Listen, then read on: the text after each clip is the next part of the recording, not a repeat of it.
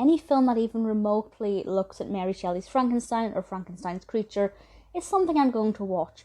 I have been desperate to see the stage play of Young Frankenstein for a while. I still haven't seen it, but I thought I'll check out the film first. Plus, I think Mel Brooks is a really great director. Gene Wilder is obviously brilliant. I thought the film was really good and I really enjoyed it. It's got 8 out of 10 on IMDb, which is an incredible rating. Now, I don't personally like it that much, but I'd happily give it maybe a 6.8, 6.9. It really is a film that's worth checking out.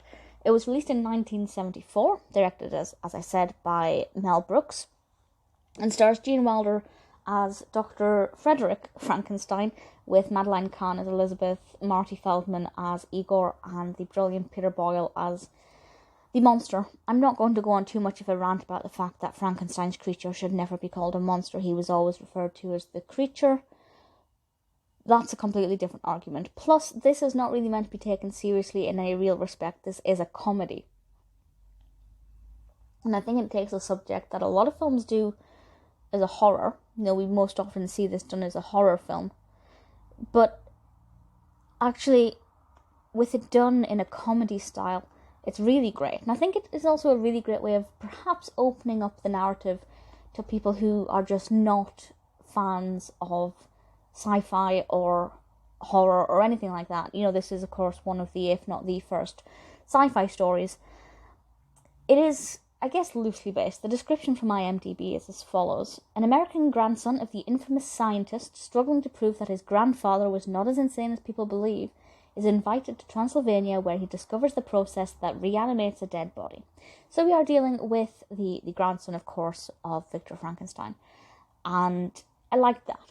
I like that it wasn't just a comedy version of Shelley's story. It's actually taking the narrative and making it something a little bit different, giving it its own twist. And I think that worked very, very well.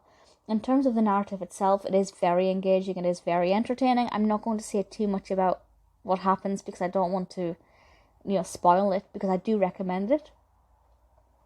It definitely has a different vibe to every adaptation of Shelley's Frankenstein that I've ever seen before, or I guess interpretation in this case. But it works really well, and it is really good fun. You know, the costumes, the makeup, everything just adds to this brilliant atmosphere that I think is really effective. And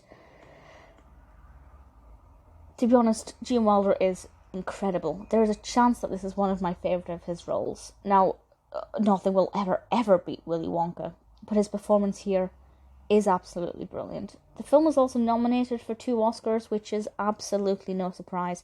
It was nominated for Best Writing and Best Sound, didn't win either. Who cares? It's still a very well received film. It has won, I believe, 11 accolades in total. It's done very well in terms of reception.